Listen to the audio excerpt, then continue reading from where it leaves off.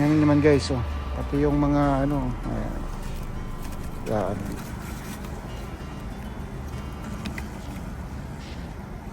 So, yun oh.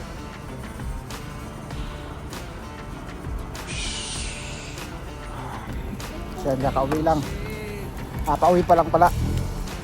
Bukasan. Pauwi pa lang. Ay, ba't ganon? Kapag ano siya. Cruise. Ay. So, pasok na.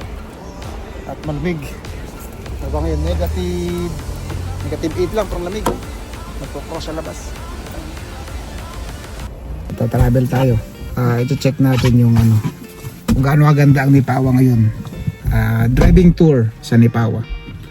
Kalagayan ng Nipawa ngayon. The kind of guy who chill while others hurt.